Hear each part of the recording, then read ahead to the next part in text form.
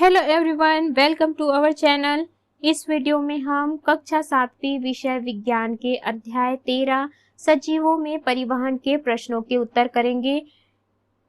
इस वीडियो को सुनने मात्र से ही आपको सारे प्रश्नों के उत्तर याद हो जाएंगे। तो अगर आपने हमारे चैनल को अभी तक सब्सक्राइब नहीं किया है तो जल्दी से सब्सक्राइब कर लीजिए और इस वीडियो को लाइक कर अपने फ्रेंड्स को जरूर शेयर करें। तो चलिए शुरू करते हैं। सबसे पहले हम पाठ के मध्य में आए प्रश्नों को करेंगे। में इनके उत्तर दीजिए। में सबसे पहला है, खेतों या बगीचों में खाद डालने के बाद पानी डालना क्यों आवश्यक होता है? इसका उत्तर है, खेतों या बगीचों में खाद डालने के बाद पानी डालना इसलिए आवश्यक होता है क्योंकि खाद में उपस्थित खनिज लवण पानी के साथ साथ पौधे के विभिन्न भागों में पहुंचते हैं और पत्तियां भोजन बनाने का कार्य करती हैं। अगला है प्रश्न दूसरा, आलू और शकरकंद के पौधे में भोजन पौधे के किस भाग में बनता है? तो इसका उत्तर है, भोजन पौधे की पत्तियों में बनता है। दूसरा ख है, भोजन का संग्रह कहाँ होता है? भोजन का संग्रह पौधे के भूमिगत भागों में होता है। ग है, भोजन का परिवहन किसके द्वारा होता है? तो इसका उत्तर है, भोजन का परिवहन फ्लोएम के द्वारा पत्तियों से पौधे के विभिन्न भागों में होता है। अगला है प्रश्न तीसरा, पौधों में परिवहन का क्या महत्व है? लिखिए। इसका उत्तर है, पौधों में परिवहन के लिए संवहन ऊतक, जाइलम जल वाहिनी तथा फ्लोएम रस वाहिनी पाया जाता है। जाइलम भूमि से पानी और खनिज लवणों को पौधे के विभिन्न भागों तक पहुंचाती है। फ्लोएम पत्तियों में बने भोजन को पौधे के विभिन्न भागों तक पहुंचाने का कार्य करती है। पानी, खनिज लवण तथा भोजन को आवश्यक अंगों तक पहुंचाने के लिए पौधों में परिवहन अनिवार्य होता है। अगला है, इनके उत्तर दीजिए। में पहला प्रश्न, रक्त कणिकाएं कितने प्रकार की होती हैं? इनके कार्य लिखिए। इसका उत्तर है, रक्त कणिकाएं या रक्त कोशिकाएं 3 प्रकार की होती हैं। पहला लाल रक्त कणिकाएं, दूसरा श्वेत रक्त कणिकाएं, तीसरा प्लेटलेट्स। पहला लाल रक्त कणिकाएं। लाल रक्त कणिकाएं लाल रंग की होती हैं जो आकार में छोटी व संख्या में अधिक होती हैं, इसलिए रक्त का लाल रंग दिखाई देता है। यह लाल रंग जटिल पदार्थ हीमोग्लोबिन के कारण होता है। इसकी अधिकता से हमारा शरीर अधिक ऑक्सीजन ले सकता है। कार्य है, यह ऑक्सीजन परिवहन के कार्य करती है। दूसरा है, श्वेत रक्त कणिकाएं। ये कोशिकाएं रंगहीन, आकार में बड़ी और संख्या में कम होती हैं। कार्य, शरीर में रोगाणु, जीवाणु या अन्य बाहरी पदार्थ प्रवेश करते हैं तो उन्हें श्वेत रक्त कणिकाओं के द्वारा नष्ट कर दिया जाता है। इस तरह से ये हमारी शरीर की रक्षा करती हैं। तीसरा है प्लेटलेट्स। जब चोट लगती है तो रक्त निकलता है। ये रक्त की बूंदें यदि जमीन पर पड़ जाए तो वह कुछ देर में जम जाती है या चोट वाले स्थान पर रक्त जम जाता है। रक्त जमने का कारण रक्त में उपस्थित प्लेटलेट्स है। इसका कार्य है, प्लेटलेट्स चोट लगने पर रक्त का थक्का जमाने का कार्य करती है।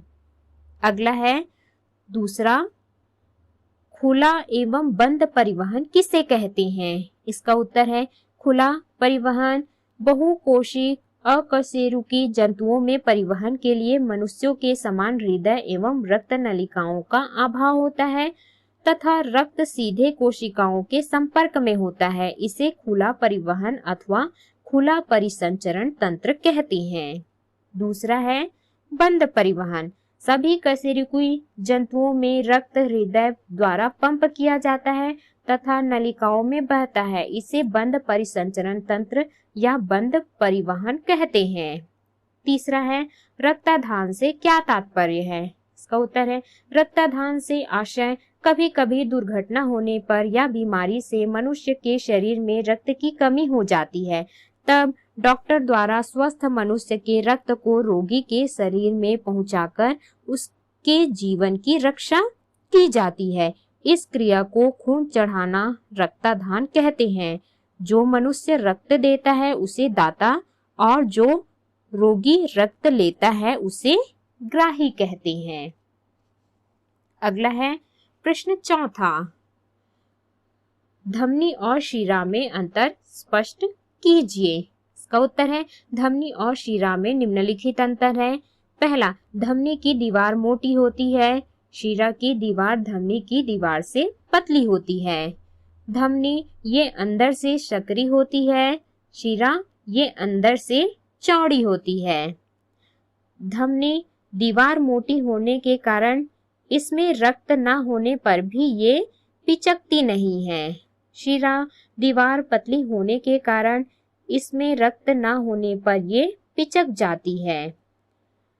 धमनी इसमें रक्त तेज गति से झटके के साथ बहता है, शिरा इसमें रक्त धीमी व एक सी गति से बहता है। धमनी शुद्ध रक्त को हृदय से शरीर के समस्त अंगों तक पहुंचाती है, शिरा शरीर के समस्त अंगों से अशुद्ध रक्त एकत्र कर हृदय तक पहुंचाती है। अगला है प्रश्न पांचवा, स्पंदन दर किसे कहते हैं समझाइए। इसका उत्तर है प्रति मिनट स्पंदों की संख्या स्पंदन दर कहलाती है। धमनियों में प्रवाहित हो रहे रक्त के कारण स्पंदन गति धक धक को महसूस होता है। यह स्पंदन नाड़ी स्पंदन नब्ज कहलाता है।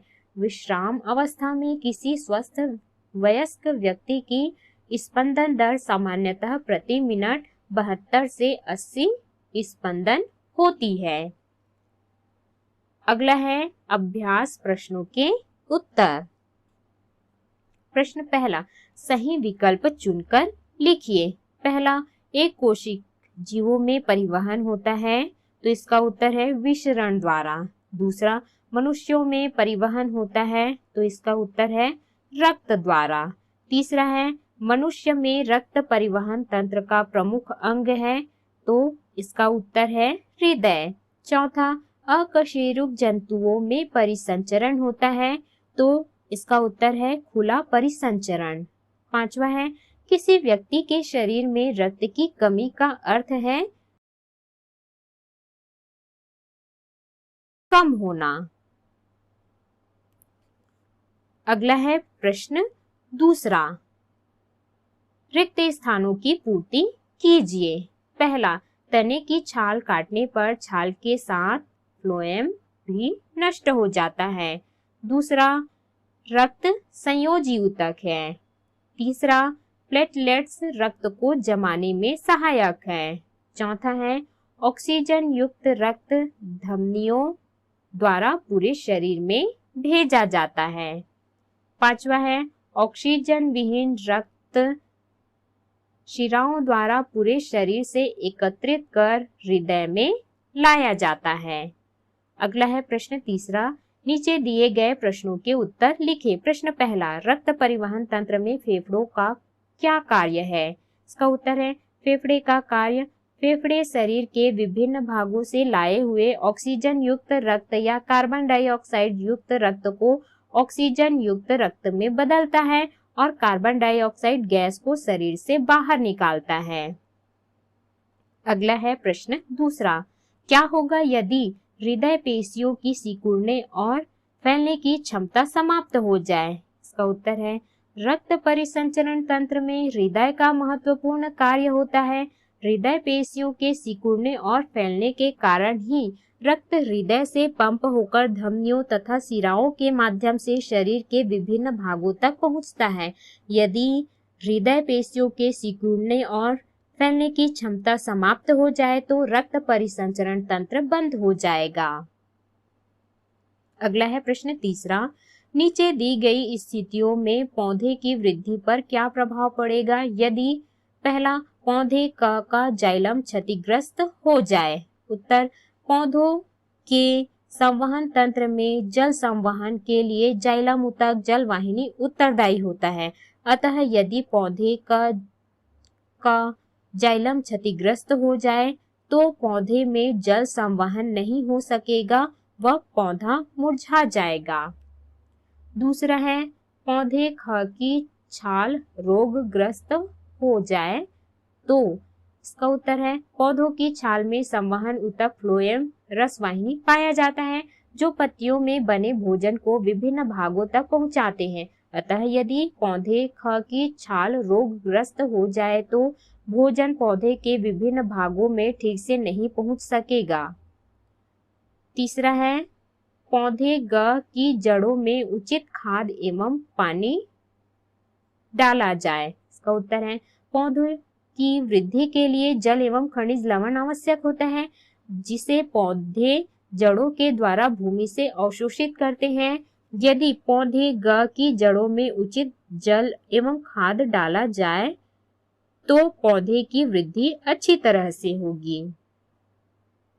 चौथा है पौधे घ में केवल पत्तियों पर ही उचित खाद और पानी का छिड़काव किया जाए। इसका उत्तर है पौधे घ में केवल पत्तियों पर ही उचित खाद और पानी का छिड़काव करे तो पौधे की वृद्धि सामान्य पौधे की अपेक्षा कम होगी क्योंकि पत्तियों द्वारा अवशोषण जड़ों द्वारा अवशोषण की अपेक्षा सामान्य नहीं होता। अगला है प्रश्न चौथा। नीचे दिए कथनों को सुधार कर लिखें। पहला, कशेरुकी जंतुओं में खुला परिवहन होता है। इसका उत्तर है कशेरुकी जंतुओं में बंद परिवहन होता है। दूसरा, स्वस्थ मनुष्य की जीवन रक्षा के लिए रक्तदान किया जाता है। इसका उत्तर है दुर्घटना से या बीमारी से मनुष्य के शरीर में रक्त की कमी होने पर मनुष्य की रक्षा के लिए रक्तदान किया जाता है। तीसरा है शिराओं में रक्त का दबाव रक्तचाप कहलाता है। इसका उत्तर है धमनियों में रक्त का दबाव रक्तचाप कहलाता है। चौथा है कोशिकाएं आपस में मिलकर छोटी वाहिनियां बनाती हैं। इसका उत्तर है कोशिकाएं आपस में मिलकर मोटी वाहिनियां बनाती हैं जिसे शिरा कहते हैं। तो इस प्रकार से हमने इस अध्याय के सभी प्रश्नों के उत्तर किए। इस वीडियो को सुनने मात्र से ही आपको सारे प्रश्नों के उत्तर याद हो जाएंगे।